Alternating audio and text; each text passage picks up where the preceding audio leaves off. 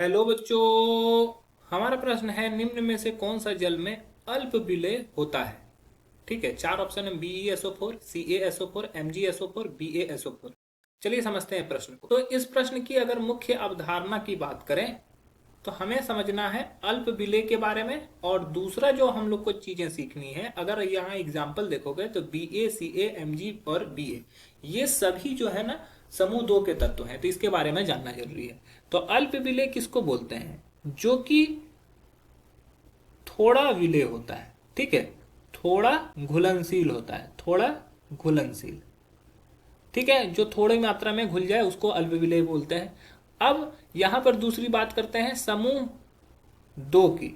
समूह दो में जो होता है BeMgCaSc और BaRZ, तो ये हमारा क्या होता है? समूह के तत्व हैं।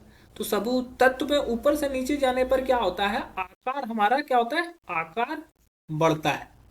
ऊपर से नीचे जाने पर आकार बढ़ता है।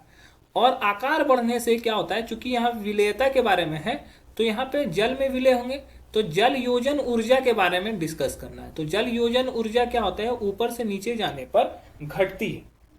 ऊपर से नीचे जाने पर जल योजन ऊर्जा घटती है। तो अगर मान ले यहाँ पर, तो BeSO4 से क्या बनेगा? ये Be2+ बनेगा। अगर CaSO4 की बात करें तो ये Ca2+ बनेगा। और Mg की बात करें तो MgSO4 से ये Mg2+ बनेगा। और BaSO4 से बात करें तो ये Ba2+ बनेगा। तो चूंकि ऊपर के ये कण होते हैं तो इसका आकार क्या होता है? छोटा होता है और इसकी जल वियोजन ऊर्जा अधिक होती है, तो ये अधिक घुलनशील होते हैं। मतलब कि Be और Mg ये घुलनशील होते हैं, अत्यधिक घुलनशील होते हैं, ऐसा भी बोल सकते हो। घुलनशील और अत्यधिक घुलनशील होते हैं।